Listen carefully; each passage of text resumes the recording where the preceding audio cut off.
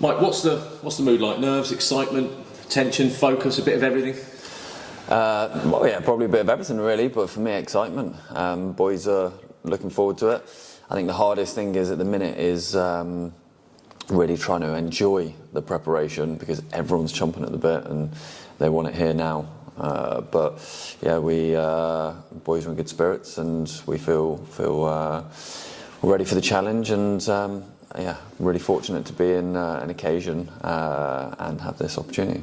That's really interesting you say, because as I was writing my questions for this interview, I thought, should I ask, are you going to be able to enjoy it? And you've brought that up pretty much in the first answer. You've got to enjoy occasions like this, haven't you? I mean, there is stress, there is tension, but there's got to be enjoyment. I think that human nature is just desperate to get to the challenge and wants to be there and wants to experience it, and everyone feels ready. You know, we haven't got a situation where we're trying to delay or we're trying to get more fitness or time in people. We're in a good moment.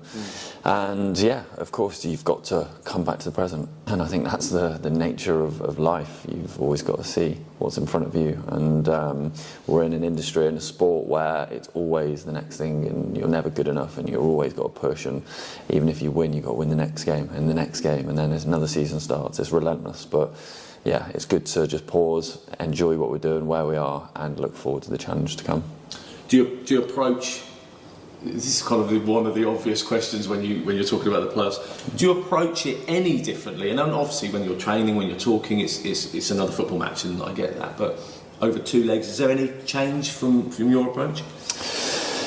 No, not at all. And when we talk, you know, there's unconscious and conscious. So conscious, every single throw in, every single corner, every single goal kick, we have to be present, and that's the only thing that matters right at that moment. But when you zoom out unconsciously, you're thinking after the first leg, that's only half time. So I think unconsciously you do maybe change your behaviours slightly in certain points, but for us, all of our focus is on we've just got to make sure that we get prepped the best we possibly can. We're in the best physical, mental, emotional kind of place, and we're ready for a really big challenge, and we've got to win it minute by minute. I went in with my question to Dean Lewington. It's the first question, but I've given 2 to warm up to this. The history of playoffs, both for MK Dons and Mike for yourself, yep. isn't great. Does that kind of rattle around in the head somewhere for you and potentially for someone like Dean Lewington, or is this completely different, you know, or is there a thought in your head, well, it's got to go right sometime? There is, yeah, plenty of thoughts that rattle around, but only that empower. So at the end of the day, I personally and the club have had many experiences to learn from, and we always talk about you either win or you learn, and there's a lot of lessons in defeat. And we've got to make that a reality and make sure that we go into this as prepared and we're better off for the pain and suffering that we've experienced in the past. And I don't think that has any relation because the tide's got to change at some time.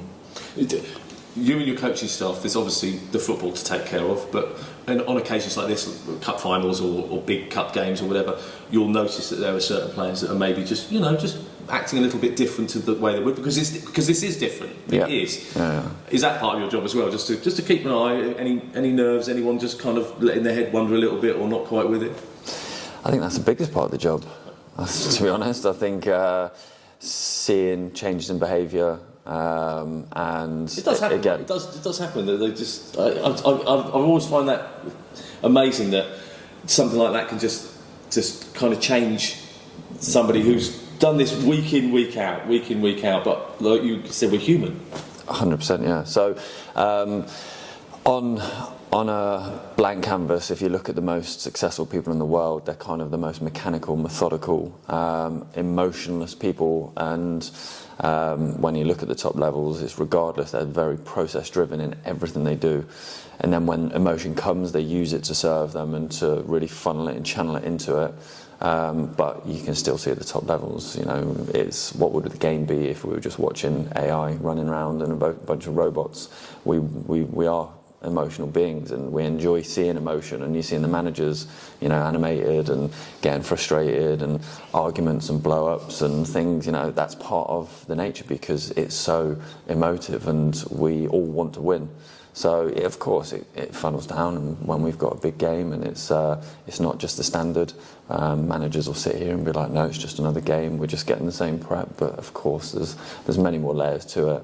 But I'd like to just bring it back to the whole point. It's a privilege. You know, if we were sat mid-table here and we were all on some holidays, and we'd be there watching the playoffs, and we'd be a little bit jealous and thinking, oh, you know, wish we were in that situation. Yeah, this is better. This is a better option. Yeah, 100%. So we've got to go with that.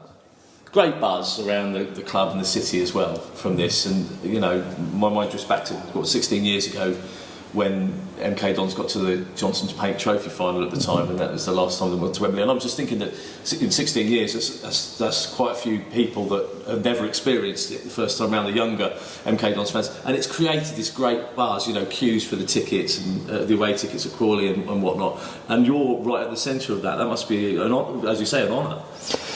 It is, because a football club is a community, and that is the foundation and the bare bones of it. So what does success bring? The main thing it brings is that energy, that buzz, something to be excited about, and you know, always try and talk to the players. And that's why for me, you know, I'm fortunate to experience a lot of ups and downs, because fans come here to sometimes to forget about their lives, for a bit of escapism, for, you know, just that, whether they're cheering or booing or things like that, it's just a release from their everyday life. So if we can have more of these opportunities where there is that enjoyment, there's an excitement in the fans and the community, then the better it is.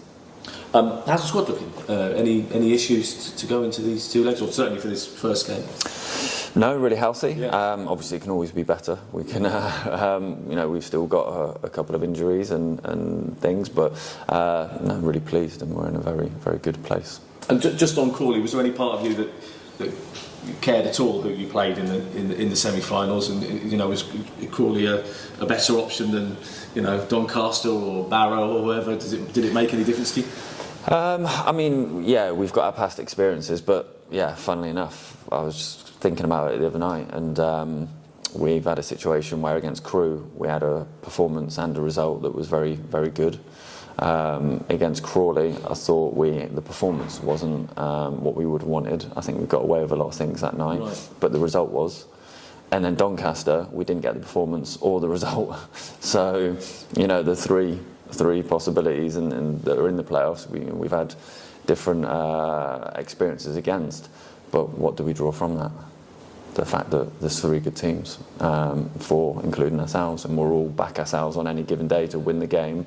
So how can we deal with the occasion? How can we prepare best and look forward to, a real footballing battle?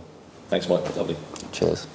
He's done a sort of similar job to you, hasn't he? Scott Lindsay down at Crawley, took over when they were at the wrong end of the table, and has built a team now who play an attractive style of football, and has dragged them up, and I think he's done a great job there.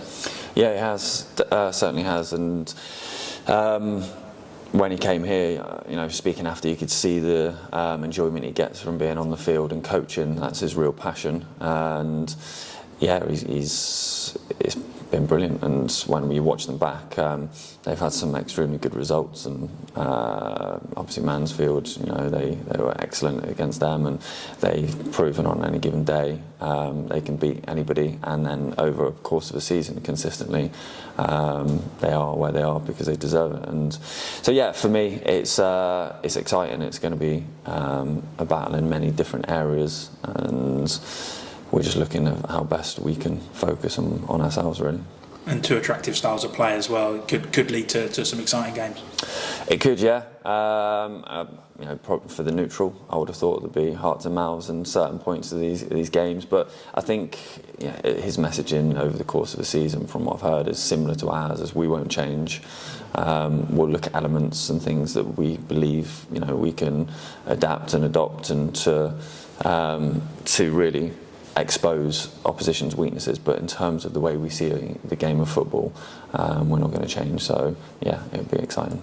Luke mentioned it there, the community, the supporters are really getting behind this, and selling out the away end in pretty much a day is a pretty big landmark. Yeah, and that's why we're in it, and that's how important a football club is, and how it breathes into the community, and it really lifts people and gives somebody to channel and focus, and that's what we need, because it's a huge test for us, a huge challenge. We need everyone together and as one, and we've heard the message, bring the noise. And they'll play a huge part, won't they, down at the Broadfield Stadium? Huge, yeah, huge, and that's what saying to the boys that, we've got to go there fully focused and prepared, but we know we're going to have to suffer, and we've got to make sure that we, when we are suffering, we're not losing our objective and our focus, and that's what the fans can do. They'll definitely help in that area when there's going to be moments in games and periods in games where we're having to defend and we haven't got control of it, where they're going to really stand up and help us change the momentum on the pitch.